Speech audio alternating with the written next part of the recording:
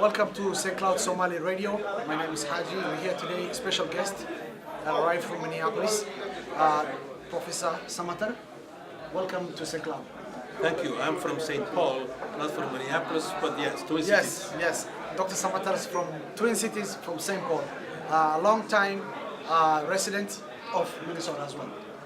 Can you tell us more? You had mentioned today about culture and Somali.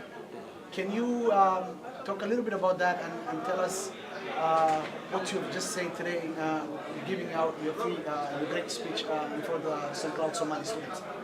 Well, I was trying primarily to say a few things that are separate but yet related to each other. And my purpose was to share some thoughts with the audience about the challenge of the 21st century that confront Somali Americans, which has also consequences for Somalia in East Africa, but the primary battles are being fought here in the United States. And what becomes of Somali people here, if they are successful here, then they can make a difference in the Horn of Africa, not just in Somalia, but in other parts of Africa, by what they do, whether it is in academics or in business or in technology or whatever fields, medicine, whatever fields they go into. And the challenge of the 21st century, which is here now, is the challenge of globalization. And what that means, therefore, is extremely intense competitive excellence. That's what it is. If you are living in the United States, you are competing not only in the United States, but you are competing with the rest of the world.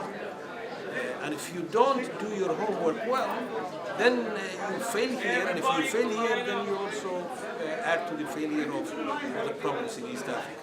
And that means, therefore, one, very serious about education, academic excellence. That's number one. Mastery of the English language, the deepening and the broadening of the mind, the acquisition of specific skills that you can take to the marketplace. That's what education means. But education also means learning about democracy and citizenship and the issues of justice and the improvement of the United States.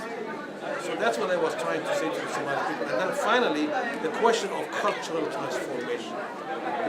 Because if you are living in a new place, like the United States, as a Somali, and you do not focus very clearly on the cultural context, it will become very difficult for one to live, let alone prosper in the United States. So my argument was this: that Somali people living in the United States, in St. Cloud and Minnesota and beyond, need to think at 4 levels. Examine what is good about the Somali culture that needs to be taken to the future and share with others in the world. Examine Somali culture and find out the things that are a liability, and they are therefore backward, and leave those things behind. You do the same thing with the American culture. Examine it, come to know it, because this is your culture now also. And find out what of the American culture is very good, that needs to be appropriated, and then taken to the future. And what about the American culture that you find liability and you want to leave behind? That requires enormous amount of work and thinking. And that's what I was trying to say to you. The other question I have, and what I have experienced that I've seen here in Minnesota, in the United States, there's a disconnect between the Somalis and politics in America. There's a disconnect between the youth and social happening that is going around here in the United States. Can you mention a little bit of that?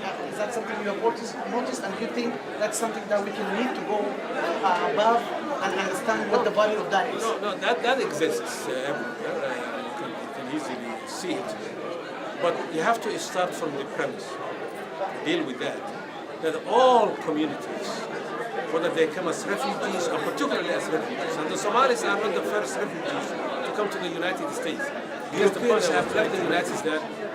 Refugees have come to the United States from the beginning.